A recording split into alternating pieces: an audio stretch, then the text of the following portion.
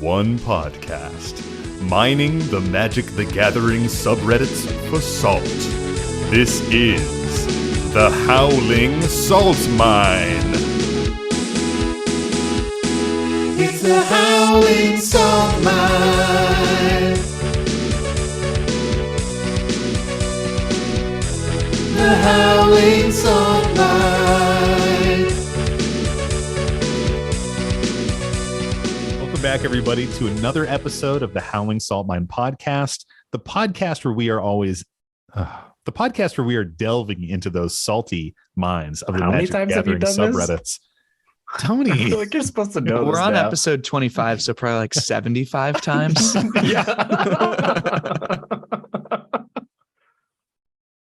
It's the podcast where we delve into the salty mines, the Magic the Gathering subreddits. We find the salty posts and then we talk about them. Okay. Yay, you did it. I'm your host, Sam, and I'm joined, unfortunately, by my two co-hosts, Mike and Tony. Whoa. Say hey or don't. I don't care. What up, Hey friends? or don't, Yeah. What a Nick response. right? I didn't say Simon Says. That's why I did it. Just a rule breaker. So what's going on with you guys? We launched our Patreon. That was pretty cool, huh? That's pretty cool. And no one can get in the Discord that we promised them. That's pretty cool. Well, this is coming out in a week, so they're Oh, yeah. definitely Hopefully it's in the resolved by Discord. then. Now they must be on. And the community Yeah, is I really fucking hope so. thriving now. It's fucking alive. It's lit. Like Yeah, people are posting deck lists. We're like, oh, check out this spicy card. Oh, check out this. It's just like we're vibing in there. It's so good. Yeah. yeah, Yep. I'm feeling it real hard. People certainly haven't been locked out for an entire week. No. Yeah. What other manifestations should we do? And I also found $100 Yeah. just on the ground the other day. Right. And I picked it up and I was like, did someone lose this? And a gentleman in a tux with a monocle came over and he said, that's my $100. And for being so honest, I'm going to give you $2,000. Oh, sick. Well, I probably just ordered more fucking borderless cards. you definitely bought more borderless cards. Meanwhile, Tony had to pawn off his fiance's engagement ring so he could buy more borderless cards. Sorry, Stephanie, we actually can't have the wedding anymore. I need that money for more cards, for more cardboard. Dude, just get a borderless wedding ring. Yo. Hey. And give that to her. Hey. We'll see how that goes. I'll try taking it off her finger right now and be like, I need this for something else. That'll be our first piece of video content. Yeah. It'll be when we go on TikTok. Taking my girlfriend's ring to pay for magic cards. Be a little It's just sketch. a prank, bro. Oh, man. My. Well, yeah, the Patreon is bumping though. You guys should definitely check it out. Jump in there. We've got the Discord going. We have our lost episode up as a little bonus for joining. And we mentioned it in our previous episode, but the first 50 people who join our Dash tier, our $7 tier, in addition to getting the Discord access, the bonus episode every month, that extra little bonus of the lost episode when you join, you also are going to receive 4 of our salty treasure tokens. And that's open to everybody. If you're international, we're going to send them to you at no additional charge, just the cost for you to jump in and check out some of our content and support us a little bit. Hype. And that is at patreon.com/howling salt mine. Go check it out. I also drew a beautiful border that is super dope. Maybe we'll be a mat one day. You never know. And I also drew, I drew the hands that have a pinch of salt and a little dash of salt as well. I was very proud of those. Love They're that. good. They're pretty solid. Yeah, I definitely didn't trace free stock images. Oh, Nice. definitely not. I'm just that good at drawing hands. The easiest thing to draw. I have learned that hands are incredibly difficult to draw. Oh, It's horrible, absolutely. dude. Yeah. After like 14 seasons of Ink Masters, I've learned that is the that's the crux. It's the dagger in the heart of many an artist on that show. Yeah, That's why you need to tattoo exclusively Simpsons characters. Yeah, it's that fourth finger that does you, you know? Yeah. A four-fingered hand is easy. 5 fingers Easy. is impossible. It's that. Yeah, it really is.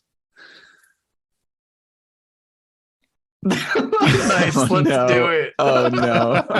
It's grinding to a halt. All of us looking at each other expectingly. All right, who's got the next joke? Come on. This episode is also going to come out right before our Secret Santa, right? Yeah, it is. One of my cards arrived today, and I was showing Tony before you jumped on the call, Mike, because my deck is for Mike. So I can't see And it. Mike's deck is for me, and Tony and Nick are exchanging decks. This is the last year of our 4-person rotation. We've done this 3 years now. Yeah, and we just can't be friends anymore after. Well, I was saying that for next year, I have to build myself a Secret Santa deck. Yeah, dope. Just go on TCG and click wildly and order 100 cards. Just buy a bunch of sealed product and force yourself to make one. Oh God, I'm not made of money, Mike. Can you imagine we all go back to like our home LGSs, grab like an 800 card box and just Ooh. whatever you can make from that, you make. Those are the days, man. That'd actually be kind of fun. That's when you get invited on Quest for the Jank Lord, Tony. Yeah, for real. Oh, speaking of things we're manifesting. Speaking of manifesting, yeah. Oh my God. That'd be amazing. Sick. They're out here. They're in this region, the Really? Midwest. Yeah, the Nice. Yeah, Midwest. they're like in Minnesota or some shit, I think. Okay, it's all just like a big.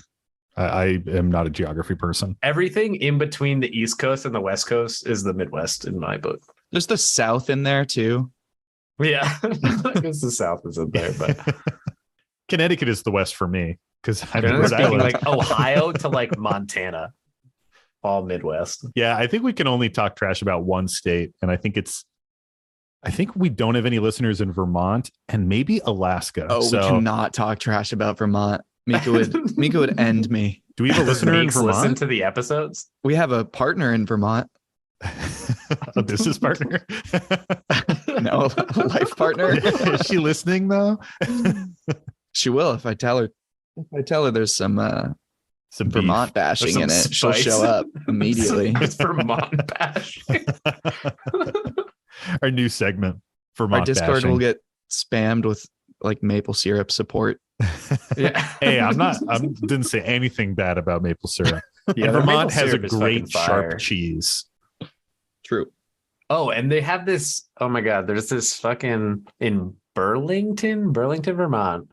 There's this shack. Doesn't matter if it's the winter. I was there in the winter, and winter there is like fucking real. It's like It's very fucking cold. brutal. It's There's brutal. tons of snow. Like 10 seconds outside, and you're hurting from the cold. But they have this fucking. It's called like Hot Cafe, I think. And they have these breakfast sandwiches that you can get where they take like cheddar cheese and they like crisp it on a grill until it's like crisp. It's like crispy and it's Yeah. like fucking fire. And I'm like, why have I never done this? And now I do it all the time. It's Oh, definitely yeah. really unhealthy, but it's like delicious. Fried So it's cheese like is sausage, egg, insane. and cheese with like a fried cheese. It was, Yeah. oh man. So props to Vermont. If you just make like a sloppy grilled cheese, you'll have that same effect at home. I've never been that sloppy with my grilled cheese. There's just like cheese everywhere. Such that it's Yeah, like but you fried. get that perfect crispy cheesiness through the whole thing, which is That is pretty mind nice. blowing. I do like that. Well, Yeah, that's my aside on Vermont. Should we talk about magic now? oh, So, let's Tony, talk about what's the rest salt? of the 50 states. Fuck. What is salt? Fuck. I'm gonna lose my job. Sam, what's salt? no, Tony, you go. What's Tony, you salt? do it. Oh shit. So salt is when Whoa. you're not really prepared to talk about something and like it gets sprung on you and you're like, oh, I'm fucking trash. I don't know how to describe salt. Not what salt is at all. Oh no. Yeah, I'm no expert, but I don't think that's it. Fuck. I think that's just embarrassment. Oh, yeah, And that shame. might... Yeah. I think Humiliation. you're closer. Hey, humiliation in Fuck. front of your peers. Yeah. Salt is, those bad feelings you get in the game when you're. Nice. He's doing it. Why can't I? We talk about it every week. I feel so called out here. Yeah. See, Hard to define. It's kinda there's a hard, reason, isn't it? There's a reason Sam gets paid the big bucks. yeah, it's hard to be the person who you're teasing me at the front My of this job is call. just to ask Sam. I'm not supposed to know. It's not as easy, huh? Not gonna No. take old Sam for granted anymore, are you? Huh? No. He probably still will. Yeah, salt is the frustration you feel in the game. Fuck, that's the word I was looking for.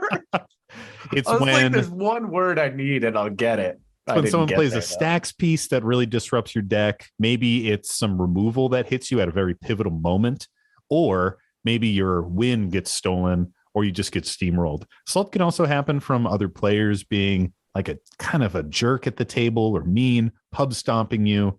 That can make people salty as well. I can tell you were on Twitter today because the first two things you talked about were stacks and removal. Yeah. And everyone's been talking about removal and Dranith and Oh, like, man. is it okay? So funny, which is funny because that was our salty card of the week last week. Perfectly timed. And it like the episode came out today, today being a week in the past to the listener. And it was the day that people were like, should Dranith be banned? And we were like, I think I'm It's on record fine. saying like Dranith is great and I love it and it's fine. Yeah, I think we all are. Which I still stand by. I don't think it should be I would say banned. on the record saying that because it's true. Yeah. I don't know. I'm fully in favor of less bans versus more bans. I mean, we talk about this all the time. If you are having an issue at your table, talk to your group and be like, hey, that's not the type of game I want to be playing. Sometimes you want that grindy game with some stacks pieces and it's like a puzzle on the board that you want to solve. And sometimes you just want to turn creatures sideways and chill with your buddies and, drink a couple beers and hang out. So you just gotta set those expectations, Cha, I vibe with that. I don't need the CAG to tell me what cards I can and can't play. Speaking of expectations, what should we be expecting to hear today, Sam? Yeah, people are probably expecting us to read salty stories. Well, let's do that then. Yeah, let's fucking yeah. get into it, boys. Alrighty. This post is titled What to Do About Someone Who Always Complains About the Politics of the Game. And this one comes to us from user KeyResolve3073. If you guys see user KeyResolve3073, give them an upvote. And the post goes, long story short, one of my friends always plays the most busted shit out of our... Hold on. I'm sorry. I love that to start. Long story short, one of my friends always plays the most busted shit out of our play group and tries to flex. This usually results in the other players teaming up against him and taking him down. The vibe is pretty tense right now because I most often do the politicking, cutting deals and making sure we take him down. Lol. I tried explaining to him that it's part of the game and that if he keeps bringing in such high-powered decks, it's bound to happen, but nothing works. Lol. Yeah. This is great narration. Thank you. Yeah. I guess next time we'll just put headphones on and not talk, Lamau. Yes. Have you all come across something like this? I do love this. Oh, the post ended. I was like waiting for another like Yeah, me too. Taylor or like TTFN. Ta-ta for now. I do love stories like this where people are just like incredulous. They're like, what are we supposed to do? Not fucking talk to each other for 2 hours? Yeah, that sounds like a good time. Which is kind of how I feel about this too. It's like you just want zero table talk, It's strange to me. Well, there's two things. There's complaining as politics and complaining about politics. And I'm not really sure that we're getting the full context from this post about like which one this is, because this could be the guy at the table over and over saying, I'm sick of getting ganged up on, which is sort of what it sounds like is happening. But it could also be, I'm sick of people talking about ganging up on me. And that's a slightly different complaint that I think you kind of address both of those a little bit differently, actually. Yeah, it seems like what the flexing busted shit player is kind of dealing with, or is frustrated with is other people teaming up and maybe the result of those politics. Like, oh, I hate when politics happen at the table because it usually ends up with me getting beat down. Yeah. You know, that's kind of like what I'm feeling here. In which case, you know, if you're playing that really powerful high tier deck and everybody knows it, people are going to be reluctant to make deals with you. And maybe this person just doesn't really lean into deal making or politicking either, because you still can do that. And you actually, I take back what I said. You definitely can do that if you have a high power deck. You can be like, hey, I'm not going to kill you if you make a deal with me. But sometimes like that's not how you want to go about it, right? Because then everybody's like, oh, you're just threatening me, you know. But you can be like, oh, if you don't fuck with my shit, like everything I have is going to go at these other people, which in essence means the same thing. But you're also even not like holding yourself to too much, because like a turn later you can kill them once you've killed the other two people, right? It's true. I think that is sort of the solution here, is like engage with this player in some positive politics. Like, even if they're usually the stronger deck, give them a game or two off to not be the arch enemy. Like, make a deal with them.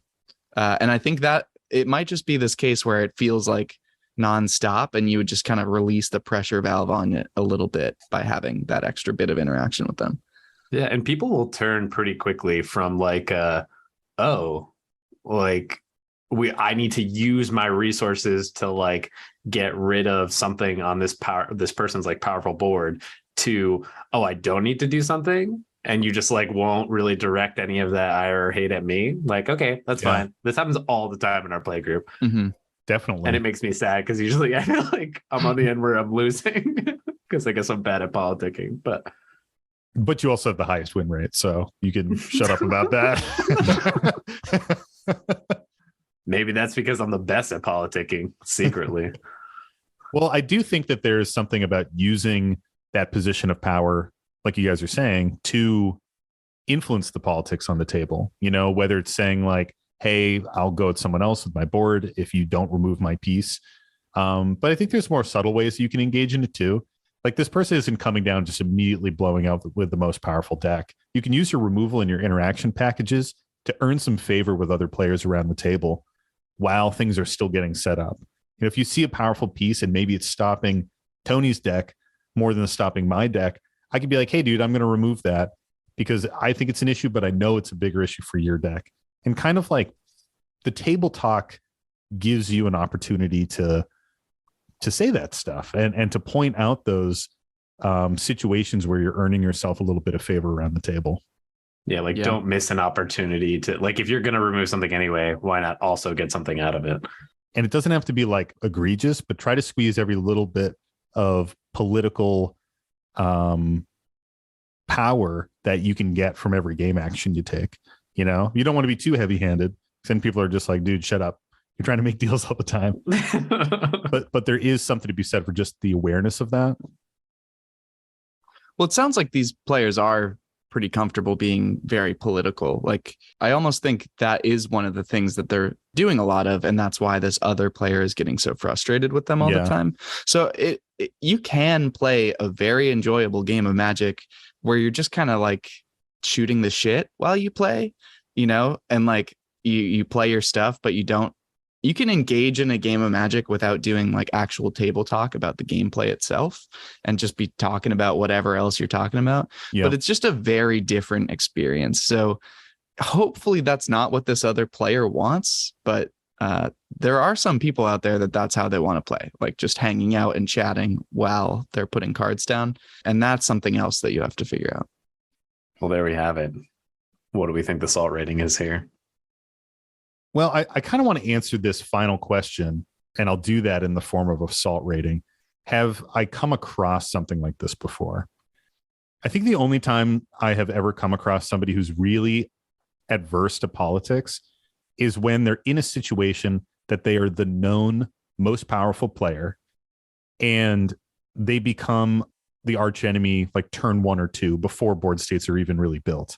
You know, like a player like this person, sometimes they do build this reputation that could be negative, where you're sitting down and you're just like immediately like, we got to take this guy out because we know his deck's going to pop off. that can be really salty on both sides. Like one, you have this table that is dealing with this really salty situation, this deck that's too high power, and person who's not willing to tune it down. And then on the other hand, you got someone who's sitting down, and every single time they sit down, they're like, I have to face 3 people. So my only solution is to bring a more powerful and a faster deck next time I play. And I've seen this in some play groups, and it kind of leads to this imbalance where there's just a little bit of salt on both sides, and it can definitely be frustrating for both people, you know, to break that stigma and to have to play into that stigma every single time. There's a lot of salt that can be generated with politics. It's just like the nature of it, whether it be too much of it or not enough of it. And like, we've definitely had games where it's like, feels like every turn there's a new deal, and I'm kind of like, all right, let's just play Magic. Like, everybody play your deck and do your thing. Like, it gets kind of old eventually when like everybody's making a deal and like all of a sudden nobody can do anything, and I'm like, this is like, what's the point? I think it's a half shaker, if you will, I suppose. Michael, trying to find the right thing here. I don't think it's irreparably salty. I think that seems like a pod that, you know, maybe if that player just plays a chilled out deck once or twice and isn't always the arch enemy, it might kind of reset the playing field a little bit too. So I agree. I think it's sort of a mid shaker and solid potential to go either way, to either escalate or de-escalate here, depending on how people approach it. It can go really well or really poorly. Yeah, I mean, they say that the vibe is pretty tense right now. So you're definitely on the edge of filling up the rest of that shaker or, you know, dumping it out. Yeah. But mentioning it isn't a problem. Saying something like, "Ooh, hope we don't have to gang up on this guy again." Like, you can do things, you know, to so much break that tension. Yeah. Well, shall we move on to another one, boys? Let's delve further into the mine. Wow, I like that, Tony. Ooh, I know, I tried. Yeah, let's do it. Yeah, Mike? Yeah, I was just going to grab my water real quick. Oh. And maybe a crab rangoon if that's not too slow. Yeah, go get a Rangy, dude. Fuck yes! Rangoon! Oh, man. A few moments later. All right, shall we move on to the next one, boys? Let's do it. Hell yeah. Rangoon in hand, ready to go. Absolutely. Gooned up. Goon squad rolling deep. that goon. Goon squad. All right. This post is actually a comment on one of our posts that we did on the EDH subreddit. And the post was, have you ever seen salt at a Magic convention or event? This is when we came back from Magic 30. And we got a great response by user Sir _James Z. If you guys see them on the subreddit, give them an upvote. Fucking do it. Their response says, a friend was playing Modern Burn years ago at a PTQ and got his Esper control opponent down to 3 before he stabilized and dropped a Circle of Protection red with a big smile on his face.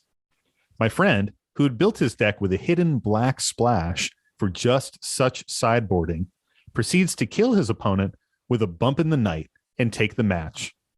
The opponent packs up his deck in his deck box, stomps on it, and full-on soccer kicks it repeatedly across the floor and out the door of the venue and just leaves for good. He must have destroyed everything in his deck. Oh my God. What a... Mike is shocked, but you can't hear him because his mouth is full of I'm Rangoon. shocked because I'm full of Rangoon. That's nuts. That's insane. Especially because if you're playing that in a competitive event, it's like money in that deck too. That is wild. Yeah, that's crazy. So have you guys ever been so angry that you like damaged a card or wanted to or anything like that? No. No, I haven't. Like, thinking about it. I've been pouty, you know. I've been annoyed, but I've never been like, smash my deck. Well, you know me, Sam. I'm frankly always just so rage filled that I damage most things around me every time we play. Actually, I build a deck every time because it's just going to get smashed at the end of the game, even if I win. So I think the most smashing I've ever done is actually with Sam, and I don't know if he remembers this instance or not, but Sam and I had a quartet in college, and we were rehearsing in one of the music rooms in one of the buildings, and we were like, let's fucking just fuck shit up. And we started like flipping the chairs and tables. Like there was this lemon that was in there that we were throwing around and trying to like smash with this staff thing we found. This is it was not that bad. We weren't like wrecking the place up, and we weren't salty or anything. We were just being we were just doing it. We were just being just goobers, you know. We were just being unsupervised young adults. That's the most smashing I think I've done in like that intense of a scenario. I don't think I ever really translate like my gamer rage into physical violence of any kind. I can't think of any time I ever have. I think the closest I've ever gotten to is like, you know, maybe playing like Super Meat Boy and like balling up my fist or like squeezing a controller really tight. I've never like chucked a controller. I've never like kicked a TV or anything like that. I've aggressively thrown it down on a couch, but never like thrown your distance. Ass down. Like, yeah, kind of, I'm like just threw, like, ugh. Like threw your booty down, like you threw it down on the sixth time in a row, and I just fucking throw the controller down like into the blankets that are on me. Like, nice. Even then, it's been a while since I've done that because I'm such a pro gamer now. So exactly. Whoa. I mean, I'm actually fucking trash. When I was a teenager, we used to play like these Halo LAN parties, and we used to get fucking angry, like super pissed off. We were all just, you know, raging on hormones and Mountain Dew at like 3 a.m. And we had 4 TVs like perched on this single folding table. And somebody at one point just fucking booted one of the TVs right in the middle. And the TV on the other side fell off the table onto the people playing. That's pretty intense. No. That is ultra intense. Yeah, it was my friend James. Hey, James. Called out. Definitely not listening. I mean, it is a good point, though, because people do get filled with rage from games of different kinds. And like totally. you can really easily imagine someone in a competitive event being really frustrated by, you know, like they might be like, this is the first time they're breaking into the scene. They're feeling like they're going to really spike it out and like win. And then they're just faced with reality. That's like crushing. Is it more likely for you to happen in a competitive environment or a quote casual environment? It's like, I guess the difference really being just that there's like nothing on the line. I guess in a competitive environment, you could imagine there's like prizes or something you're competing for. Yeah, I think it's higher stakes in competitive environments. So you're just more likely to feel it. I feel like actually expressing it is maybe a little rarer because like you're in public. So hopefully that mellows people out. I find that like in general, I think that's always true. I think for me personally, like in my own personal, like at competitive things like that, like I've done a couple of like rock climbing competitions and different things. I always just get super nervous and I like fuck all my shit up and then I can't do anything. And I'm like worse, but I'm just like more internally like upset with myself and get very in my own head with those kinds of things. But I don't tend to like act out as much. But I know that's a reaction for a lot of people. Yeah, I'm the same way. I'm more of the personality type where if something like this were to happen to me, I'd just be like, man, I fucking suck and I played wrong and I'm a piece of shit and everyone doesn't like me. And I just feel really sad. And I think about it for like 4 weeks after. I'd be like, if only I had done this differently. Yeah. Yeah. Totally. Sure. Tracks real good. Well, how do we feel? What is the salt rating on someone who actively high as it goes kicks their deck across the room? Yeah.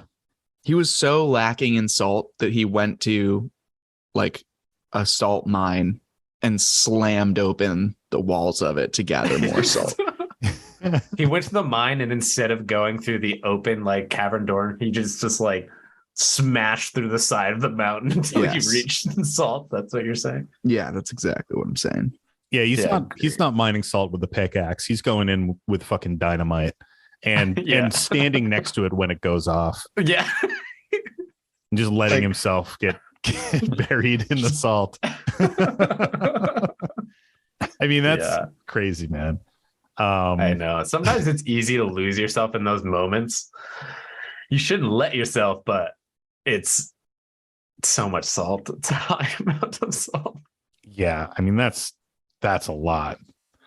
That's a lot of damage to his deck.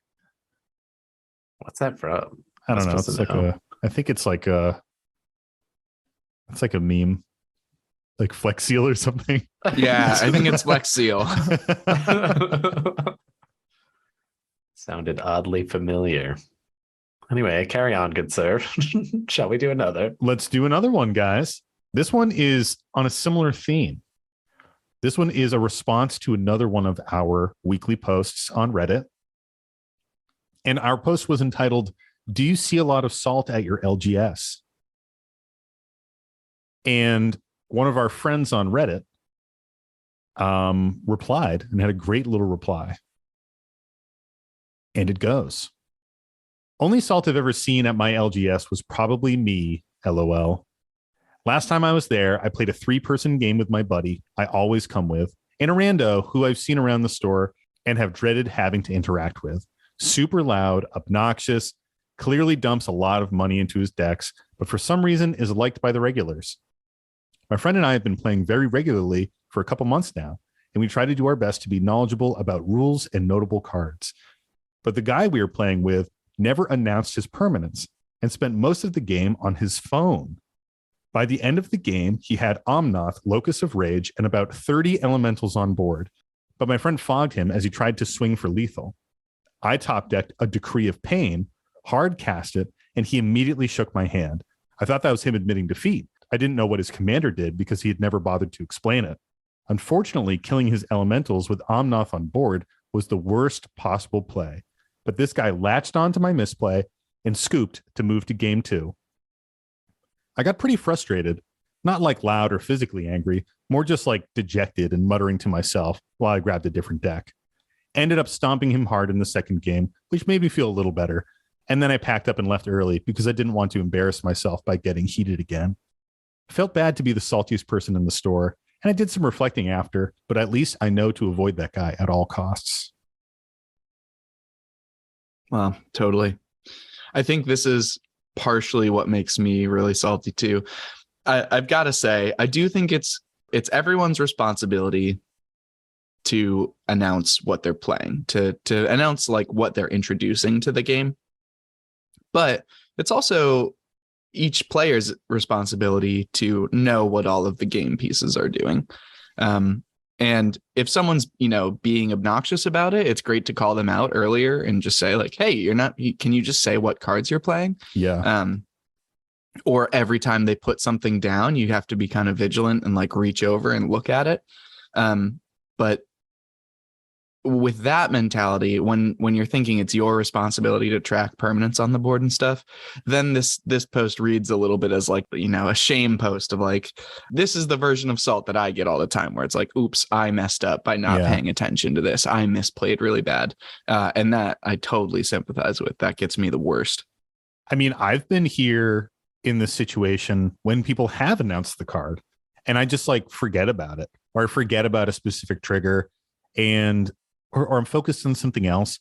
And I mean, if you're focused on like a huge wall of elementals and you're just trying to knock out that creature wall, not an actual wall, not a creature type wall, but wall of creatures, and you just forget about like this combo piece that's basically out there, like it happens. I mean, I think this is just part of kind of playing the game, and part of learning with the game is to be more aware of the board state.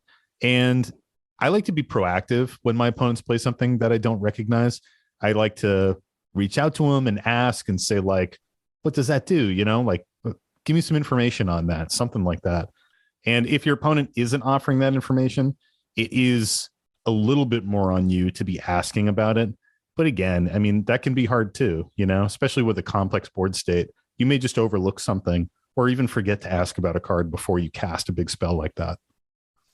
Sometimes that's why I think it's like you got to think about things a little bit in phases. So I've just been burned by that kind of thing a lot in the past where I don't know what all the cards do. So I find myself frequently asking, what does that do? And they tell me in the moment. And then I'm like, all right, in one ear, out the other. Like, I'm like, I don't need to be that worried about it, whatever. So like, if I'm going to go to swing at somebody or I'm going to go to like do like a board wipe or something, a lot of times what I will do is like whoever I'm swinging at, however it's targeted, I will be like, okay, let me think. I'm going to attacks. I'm at that point. If I swing at you, like if I do that, like what do I need to be concerned about? And I think most honest players will tell you like, all right, these are the creatures I have, and like this is like the thing that if you like the effect that will happen as a result. It's on you to like figure it out to a degree, but I think also by like just kind of taking that step and being like, here's a big game action thing I'm about to do, like what is the repercussion, and like getting to that phase and using that phase to be like, all right, if I do this, what do I need to be concerned about? And most people will be like, yeah, if you swing at me, like my creatures will get buffed or like whatever it may be. Totally. Like that hints at the kind of the attitude issue here too. Like I think the poster here has the exact right idea of don't play with this person, because the players you really want to play with are the ones that are trying to actively make the game as clear as possible. They're trying to really have like a positive, group experience where people know what's going on and are able to make the best decisions as possible to have like a good game of Magic, or like interesting game of Magic. So avoiding that player, great decision. Definitely do that. And for everyone that maybe feels like sometimes they are that player where they're like sneaking stuff on the board, like revisit that. Think about maybe trying to be more of a like kind of good community member at the table where you're offering the information of what it is that you've got going on. Yeah, I think that there's a element of like gotcha moments where I don't really love those. I think more often than not, a gotcha moment feels kind of bad. Might feel good where you're like, hey, I pulled one over on you. But if you're getting to that point with like trickery or misdirection, not really the greatest sportsmanship that you can bring into the game. And then, I mean, for me, it really brings up the question like, well, did I actually get that win with my player skill, or did I get that win because I like tricked somebody, And personally, I would rather win by being like as transparent as I can and actually getting the win. Doesn't mean you can't be political and misdirect that way. But if someone asks me what my cards do, I'm going to tell them. Yeah. Someone's like, yeah, I'm not gonna just not read it fully or say like, oh, you should know, or anything like that. And if that is what's happening with this person, like certainly try not to play with them. Or if you are going to play with them, have that conversation. Say like, hey, I need to know what your board state is. Like, can you please just read me that card? Can I see it? And by the rules, like the rules in Magic, you are obligated to make your board clear to people. You don't have to say like, by doing these series of actions, I can make this happen. And some of those gotchas are kind of this gray area, but you do have to say, this can do this, this can do this, this can do this, or make that public to somebody. I think we have to go a little long with this one, because I have another post that is like so perfect for the situation. And I think we just need to talk about it. All right, let's do it. Let's fucking do it then. So this is another post. It comes to us from the EDH subreddit from user annual throwaway 3271. If you see him, give him an upvote. And the post is titled "Communicating What Your Cards Do During a Match." Ooh, nice. Like, what a segue. Pretty relevant. I like to not communicate what my cards do to my opponents. Is this rude? One guy at my LGS doesn't want to play with me. That'd be hilarious. I was playing in this 3-person match and I crushed my opponents with an Omnath that I hid under my land. Why were they not cool with this? So the post goes, I typically play with the same group, and I guess like any other, we have our own meta and a way of doing things. Last night, I was invited to play with a different group, and there was a dispute. In my usual group, we announced the full text of whatever card is being played. Tapping 2 colorless and a blue for big bad, the card, 2/2 flying, has spicy text that does the thing, whatever. It's never been an issue to ask what the card does in later rounds. The player will either read their card again or hand it over so the player asking can read it themselves. This article is the best I've found on the subject, even though it's for tournament play. Here's a quote. For example, if a player asks their opponent what a card does, a player does not have to give all of the information about the card. Their opponent may say that Vampire Nighthawk is a flying 2/3 creature and omit that it has Death Touch and Lifelink. Sam jumping in here. So that's something from tournament play. Some kind of quote from an article. The stage has been set. Now on to the salt. The player in question, we'll call him Dick, didn't want to disclose the oracle text of his cards. When asked, he would just shrug his shoulders and ignore. He didn't want anyone else touching his cards and refused to hand them over so anyone else could read them. Dick was across the table from me, so I got out of my seat a few times to examine his board myself. This seemed to greatly annoy Dick, and he eventually threw his hands up in disgust and scooped at instant speed, packed up his bag, and rage quit. Wow. Maybe That's a pretty good play. 0 mana stand-up walk. Target opponent loses the game. Yeah. That's potent effect. That's easy. Maybe my normal group goes above and beyond with full disclosure, but I don't feel like I was in the wrong here. How does your group handle this? So we've already talked about this a lot, obviously, in the context of this other post, but this is just like a really perfect example of somebody taking this to the utmost level Absolutely. of being a dick about it, you know? Yeah. Yeah. Yeah. It's Don't be a dick. don't be a dick. It is definitely something that varies heavily by play group. And I think that's a great question to be asking. And it also like can change in a play group over time. Like we've played enough that I'm not going to read the full text when I play Draneth Magistrate. Like there's no reason for me to do that in our pod. We don't even read the full name. We Yeah, I'm just going to say Yeah, Draneth. it's like I'm playing Draneth responses. I probably won't even read the mana cost, but it's been interesting because I've recently been playing with Pat and his buddy Nico and Shayla as well.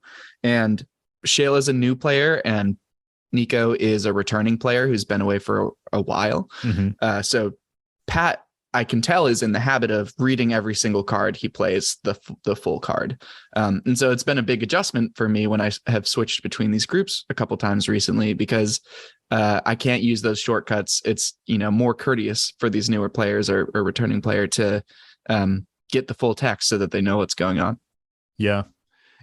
I kind of like that personally. Like I've been going to local LGSs, local gaming stores. I've been going to LGSs lately and just getting in games when I can and playing with people that I've never played with before. And I kind of like that. I mean, sometimes when we're playing, I think we've all seen game nights and they do like the talking head stuff and they, sometimes it's a little cheesy and funny where they over explain things. But I kind of like to do that a little bit when I'm playing with strangers and like really say like, this is what the card does and this is what it means for my board state. And kind of, especially if I'm playing with new players, like kind of explain it a little bit more than what I would do playing against you guys who know. When I drop Phyrexian Altar in my Gave deck, that it's going to be a combo piece and I'm going to be sacking Saprolings to it and making mana, but playing against somebody who's never seen that deck before, I may want to read the card, maybe even go a little bit beyond and say like, this is kind of what this means to me and means for my board state. You can even use that politically to some extent. Sometimes your clarity can deflect threat. You can be like, oh, this is my Phyrexian Altar, but it's really not doing anything right now. I would need X card for it to be relevant. Yeah. And you say that and people are less likely to be like, oh, I got to remove that right away. They might be like, okay, well, he doesn't have X card out. So that's not a problem. Do they know you were fucking lying and then you win and then you win. No. Wait, I must have misexplained. You say, I got you with my skill and my skill alone.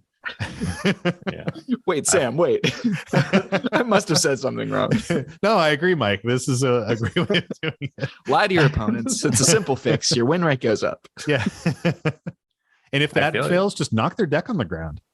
Yeah, and stomp on it. And take their milk money. Call him a nerd.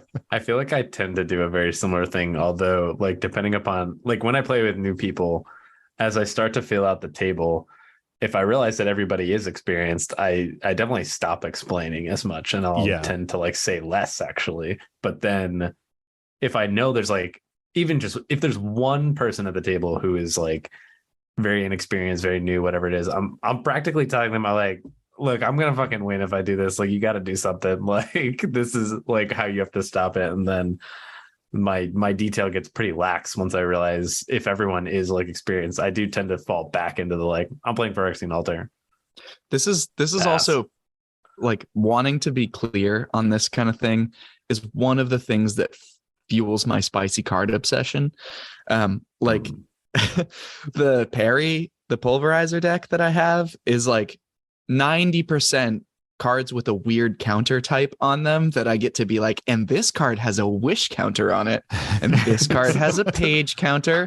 This one has a palatian counter. Like I'm reading the full text just to tell you what kind of weird counter is on it every time. To explain the cool spice you found. I do find that like if I have a card that I think is cool that like doesn't get played much, I definitely am like, oh, and here's this card that I found. Yeah. It's super cool, right, everyone?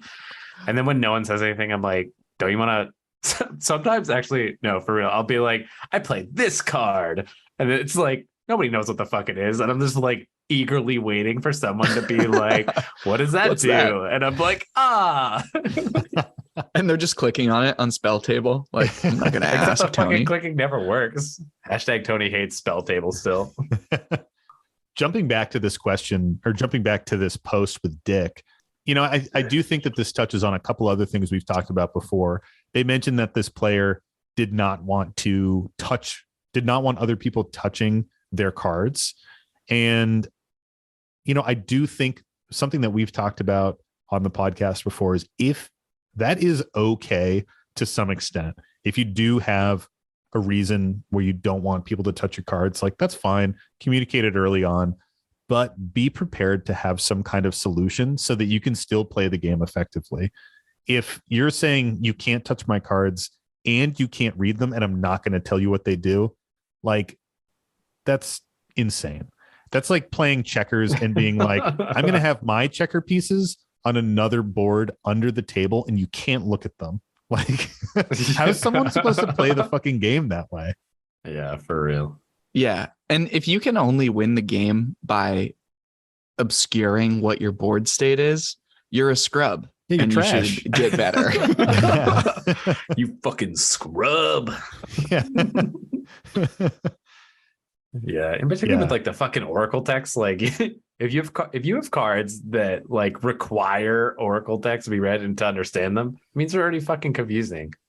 Don't be a dick. I mean, that's a really good point, Tony. Like if you have a card where the printed text on the card, maybe it's an older version, does not reflect the Oracle text, you got to come in with a clarification. I want you explaining every wild growth you play from here on out, Sam. Yeah. Like I have these 3rd or 4th edition wild growths that I love. They're like really old. I'm not sure what edition.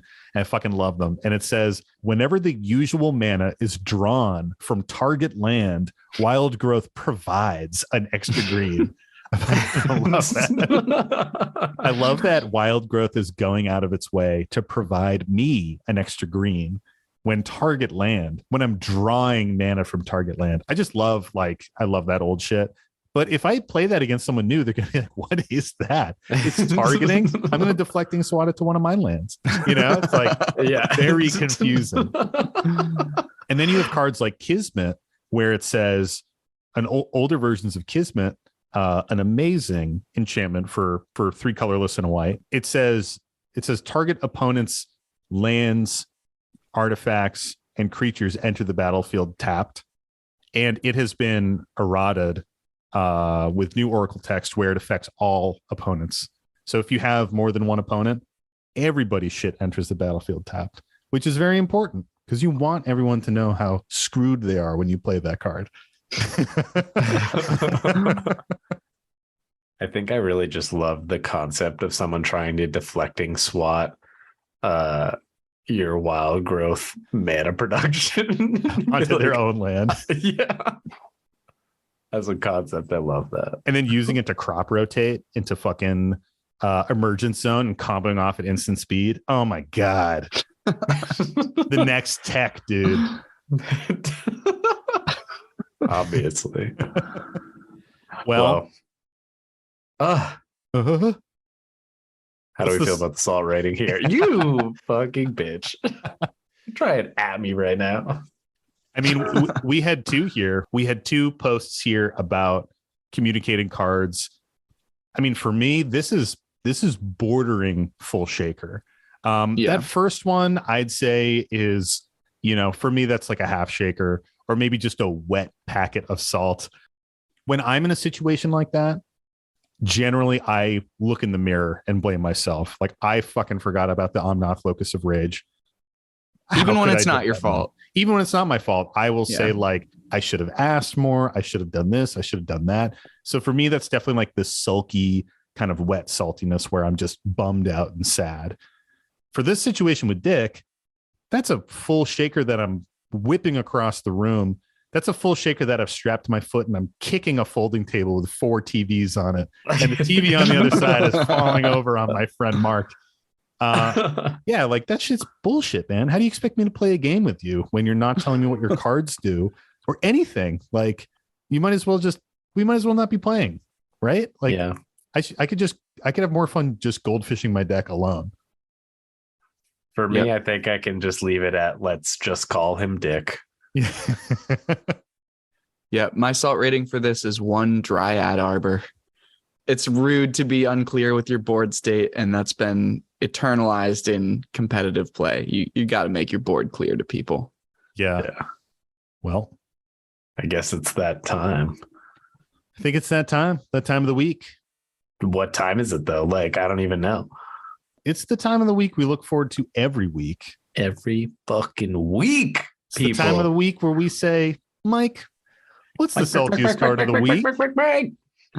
Well, the salty card of the week. Card of the week. Yeah, it's the salty card of the week. It's the salty card. Yes, I knew Tony would like that. That was good. Eddie just got stabbed. Eddie dipping into a little Scott Stapp there. Yeah. I could have used an ending like but I could feel it. It was in your soul. It was there. So that's all I needed. Well, Sam, the extra soul this week is greatly appreciated because this card is, I think, near and dear to your heart. The salty card of the week that means this week is Eureka, the Tiger's Shadow. Oh, my girl. Love Eureka. What an amazing card. I think we just did the episode right here. So hard. 2 very different Eureka fucking sucks. So Eureka is 1, a blue and a black for a legendary creature human ninja. It also has Commander Ninjutsu, which is a blue and a black, which is you pay that, you return an unblocked attacker you control to hand, put this card onto the battlefield from your hand or the command zone tapped and attacking. Notably, this does not pay command tax. The additional text is, whenever a ninja you control deals combat damage to a player, reveal the top card of your library and put that card into your hand. Each opponent loses life equal to that card's converted mana cost. It's a 1/3. So, Tony, this card make you salty? Yes, it fucking does, because it's fucking bullshit. I couldn't tell. The part that Mike forgot to read is the text on the bottom that also says, this card is so fucking broken. How did Wizards fucking print this shit? Like, who the fuck was like, oh, this is fine. We'll give you card draw. We'll give you, like, you can just play infinitely command. What the fuck is Commander Ninjutsu? Like it's so dumb. Like that, I dislike this card because it's so broken. Like, it's just not fair. Like, people literally can always just cast it for 2. It's for each ninja you have. It's so easy to abuse. Like, I just find it hard to believe that somebody play tested this and was like, you can't break this. This is like, this is fucking casual shit. Like, Yeah. This who doesn't the make fuck did that? Ornithopter Who- I wanna ridiculously know. stupid. I want to know the playtesters for this one. Like, I'm sure lots of people love it, blah, blah, blah, blah. But like, I'm about to tell you how much I this love it. card is fucking Get a broken. big smile on my face. It's broken. It like does so many of the things you want to do for so cheap. Like, I really hate it. So Sam, It gives me infinite salt. I haven't this felt one this make much you- salt from one of these in a while. Yeah, I'm, like, you're feeling wicked it mad. right now. You're so mad. you're Oh about my to God. guzzle some water to I balance need it to, out. like- So Sam, bring us into the light on the joys of Eureka here. Let me tell you guys, Yuriko fucking rocks. First of all, Commander Ninjutsu, an amazing ability. You never have to pay commander tax. It's so good. Yeah, it's just awesome. So I mean, ninjas won. I think we can all agree ninjas are cool, right? Ninjas No. are great. Yeah. I love They're them when trash. they're turtles and also, young adults. And it's just a super fun. What about old adults? Yeah. No, old turtles? Whoa, no, definitely What not. about not into like Master Splinter? He's not a turtle. He's a rat. He's old though. Yeah, but old rats are cool. Young turtles, Okay. old rats. Okay. You did say young adults. That could Yeah, be defined well, as any number of. I like them when they're a little older and edgy. Teenage. I like them in Ghost of Teenage Ninja Tsushima. Turtles? All right, we're getting off track here. All right, sorry about that. Carry on. Let's stay on target here. Yuriko's amazing. Oh, right. Eureka fucking sucks. So I played Yuriko I still play Yuriko. I have a Yuriko deck. I used to play it casually. I tuned it up to CDH, which was a ton of fun. It was never really casual fans. That's another one of my just the things of how broken it is. You can't really make like a casual. It's high power casual. Eureka. It's very strong. It's not CDH level anymore. I've tuned it back down. But at CDH, I mean, there's so many things you can do with it. One, the ninja attack trigger where you're flipping cards off the top of your library and like blasting people for the mana cost. You run Drago in your deck, which is a 16 CMC creature, and with like a brainstorm or a scroll rack and like 2 ninja triggers, you can double up on that and beam people with like the triggers on the stack and put it back on top of your deck and beam people for like 32 damage in a single turn, which is amazing. So it's got like big splashy plays. It's also not card draw. You are putting cards into your hand. So you can play around things that are like hand hate and card draw hate and stuff like that really effectively. It also makes all these stupid little creatures like Ornithopter and Memnite and Phyrexian Walker and all these weird things really powerful because they come down super early and you just turn them into ninjas on like turn 2 or 3. You're dropping down a bunch of ninjas. So it's You really can't powerful. interact with the Commander Ninjutsu too, right? Yeah, That can't be countered. You'd have to like stifle it. Yeah, it would be a stifle because it's an activated ability, but it's hard to interact with because even if you stifled it, I could pay it again and bring Yuriko in again. So it is hard to interact with. Even if you stop it, you can always activate it again. I mean, ninjutsu is kind of like reconnaissance. People know reconnaissance. We've talked about it on a previous episode. It's very similar in that whenever a creature isn't blocked for the rest of combat, it remains an unblocked creature. So you can continue to, even after damage, you can continue to do some pretty crazy stuff with your ninjutsu triggers. I mean, there's, I think it's Sakashima's Student is a ninja that comes in and it comes in as a copy of another creature on board. Someone's got a dockside. You can make infinite mana right then and there, or infinite treasures right then and there by just continually bouncing that and ninjutsuing it with a second ninja that you have in your hand. So, I mean, it's just a ton of fun. You can run Curse Totem that stops creature activated abilities because ninjutsu abilities are activated from your hand and Curse Totem only affects creatures that are on the board. So you can really cheese the rules in that way too. So again, Sam is just exemplifying all the reasons why this thing is just fucking Amazing. broken. You say broken, I say amazing. I mean, it's a ton of fun to play. I love it. The one downside, the one thing that does make me salty about it is sometimes I will come out super hot and then I'm just dirtling and not doing a lot. And you guys are like, he's fucking gonna go crazy. And I'm like, I really suck right now, guys. And it's genuine. And you just kick my ass because it has a big reputation. Clearly, Tony's well, I mean, it's super mad. It's the only option, right? Like you either eliminate you like immediately or you just run away with it.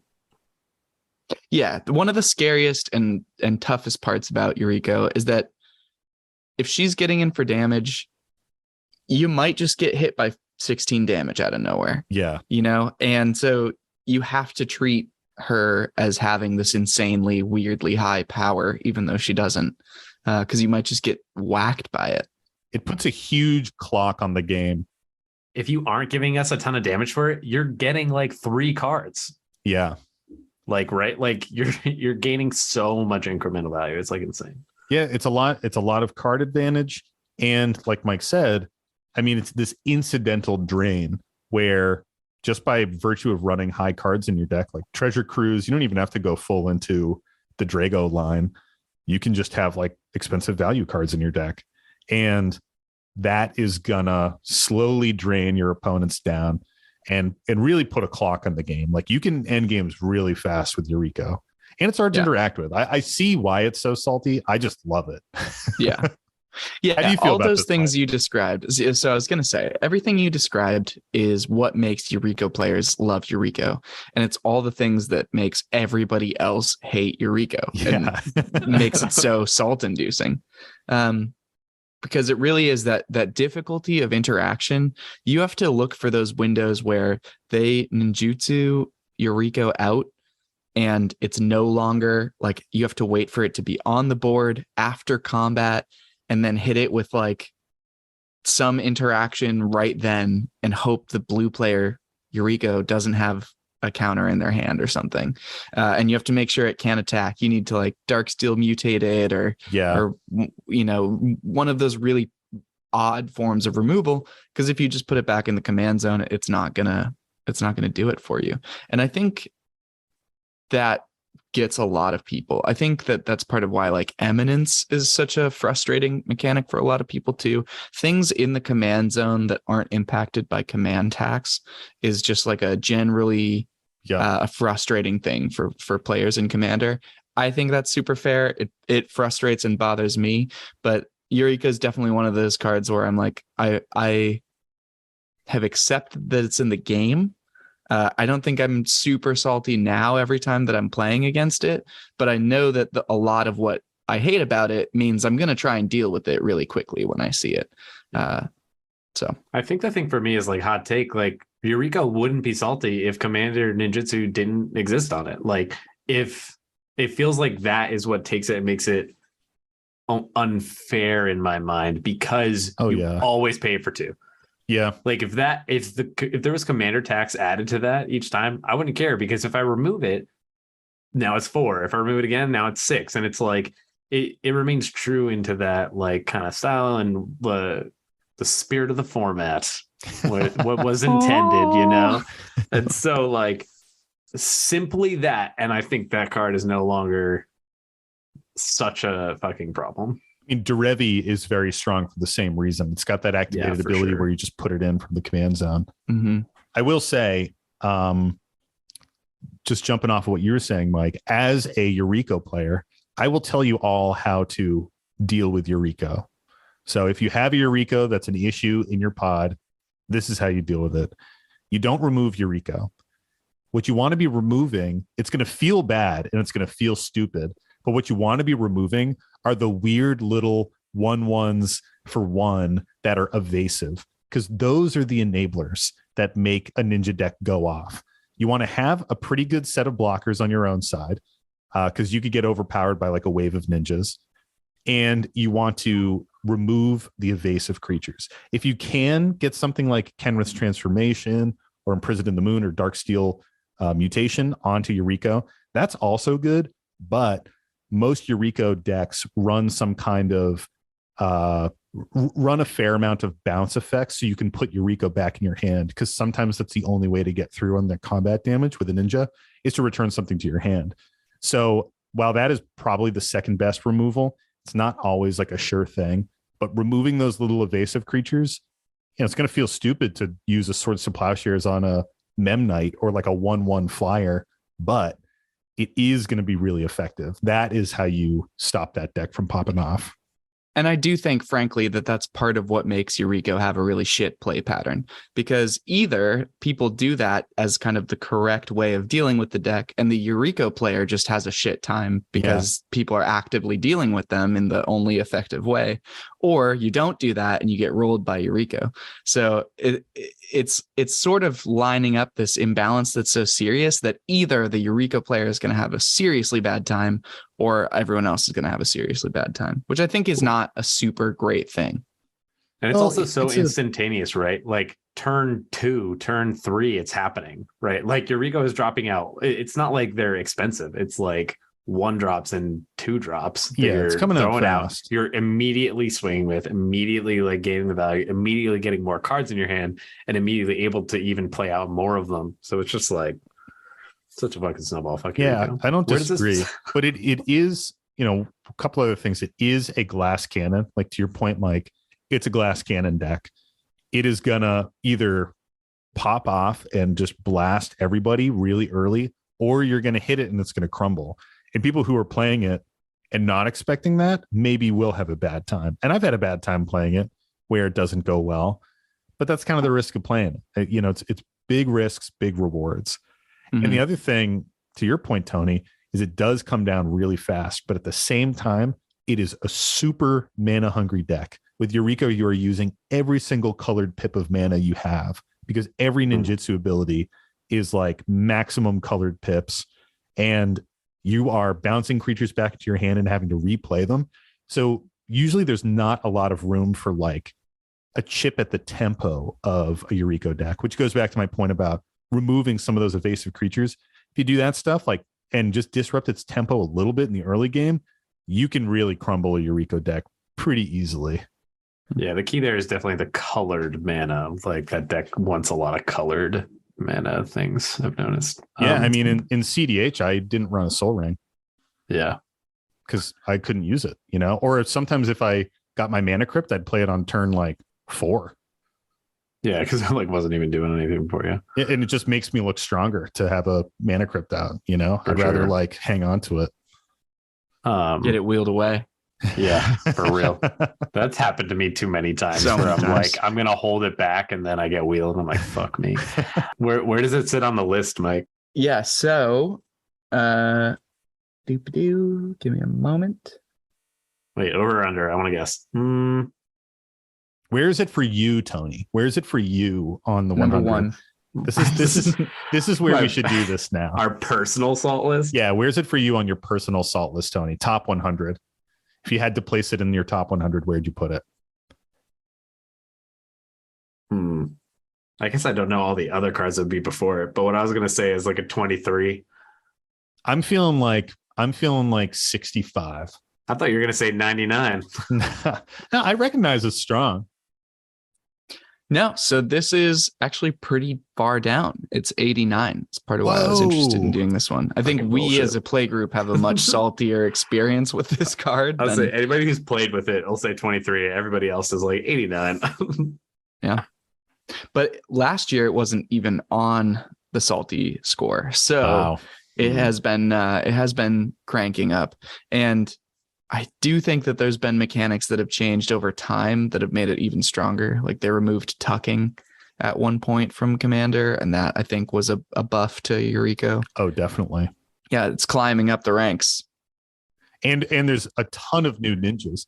I mean, Neon Dynasty Kamigawa really amped up that deck. You used to be very lean with your ninjas, the ones that were really good and like high power. And now it's like you run like 20 of them. It's crazy. Totally. All right. Well, that is it for the salty card of the week. Thanks, Mike, for the awesome salty card. I think we all agree Yuriko is amazing. And there really aren't any other viewpoints there, which is good. It's cool to be unified, For sure. It's good to be unified. And thank you, prospectors out there, for tuning in to another episode of the Howling Salt Mine. If you guys haven't checked it out yet, come and take a look at our Patreon at patreon.com/howling salt mine. We have 2 tiers that you can join at right now. The first one is a pinch, and it's $3. That is just some access to our Discord. You get those warm, fuzzy feelings knowing that you're helping support us, increase the quality of our show, help us do bigger and better things in the future. And then we have our $7 tier, which is, again, that Discord access. And you also get a bonus episode every single month, what we're calling Extra Salt. That's going to come out on the second Sunday of every month. You'll get that extra episode in your feed. And we're, for the first 50 people that join our Dash tier, we are also giving you 4 of our salty treasure tokens. And this is for anybody, anywhere. You could be in the US, you could be international. We're going to mail you those tokens so you can have a little bit of the Howling Salt Mine with you next time you play Magic. I should also mention that joining the Patreon also gives you a Patreon-specific RSS feed, so you can bring that into your favorite podcast app and basically listen to those episodes as they're uploaded there. Also, if you haven't already, please give the podcast a 5-star rating in whatever podcast source you consume them in.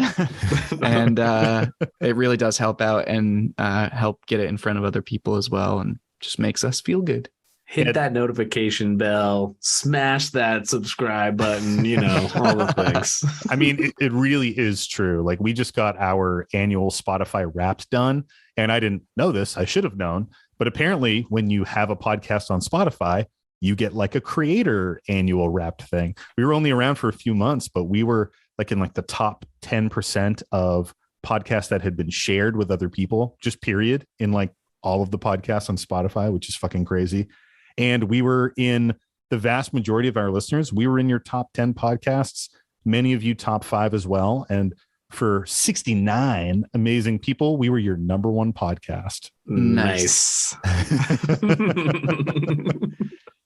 If you're not following us on social media yet, come check that out. Instagram is definitely our base of operations. We're at The Howling Salt Mine on Instagram. And Twitter is more of our fun, conversational space, kind of chit-chatting, shit posting, whatever, putting some memes out there, funny things that pop in my weird brain throughout the day. And that is at Howling Salt Mine.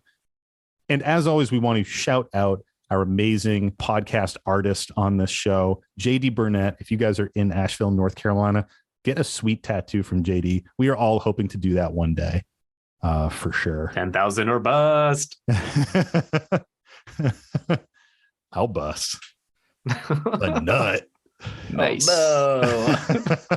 I guess it wouldn't be an episode if we didn't go there. Yeah. Oh, Tony, can you say your tagline? Blue is a trash color for trash players. Thank you. Thank you. Yeah. Fuck them. My friend George was Fuck like, blue. you should say that every episode because he loves it. Don't forget, everyone, blue's a trash color for trash players. Yes. I do love that. I hadn't said it in a hot sec. Keep your eyes on what we're doing, guys. We've got the Patreon going now. We have some big plans for that in the future as that starts to pick up steam. And we do have some merchandise on the horizon. So keep your eyes peeled for that as well. Again, our Twitter and Instagram, that is where you're going to find those things. And email us your salty stories. We are at thehowlingsaltmine@gmail.com. Keep those stories short, sweet, and to the salt. And if you guys find any salty posts on Reddit, tag us in them, DM them to us on Reddit, whatever. We're the Howling Salt Mine on Reddit as well. And check out our weekly posts. We read a couple posts today that came from there. Stay salty, everybody. And don't forget to draw an additional card during your draw step. It's the Howling Salt Mine.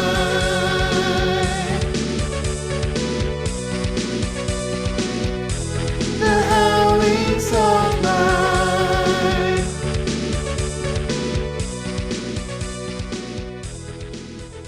This first one. Hold on. Holding. Oh. Sorry, been drinking beer. I've been drinking. I've been drinking beer. And I also had Wendy's for dinner. Drinking And all Ben and day Jerry's now. earlier today. Six Pack Sam is Oh, six pack Sam is gone. It's just a Six pack belly. Summer Sam. Yeah. Did that ever even happen? No, I did get Nice. very strong, but Hell yeah. now I'm just. Did you have like the doughy. 2-pack, the two on the top? I had the 2-pack, man. I had the 2-pack. That felt good. All right. Because I was this- awkward. I got like this is to be cut, but like when my shirt's off, it's like the 2-pack is there, but the bottom looks very not good. It's like, I really don't even understand how it functions sometimes, but like, I don't know how very what not good. it's like. Well, it's kind of like what reality am I living in? Like, how does this? How do these two translate? Like, how do they work together in this world? Oh man. Look, be a clown. Ha, ha, ha. All right. Well, that's all getting cut, thankfully. So that's great. What a weird way to start the episode, Mike. Welcome back. Just me saying clowns on repeat for a minute. That now that has to be a blooper where it just goes beep, clowns, beep.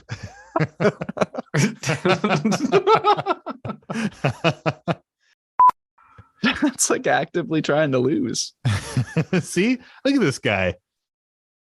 This winner right here. This Dude, This stop. cutthroat limited player. yeah, exactly. Thanks, Tony. I didn't have a good insult. I just complimented Mike and called him a winner. Look at this charming winner right here, huh? Look at his beautiful face, his bright smile. What a jerk.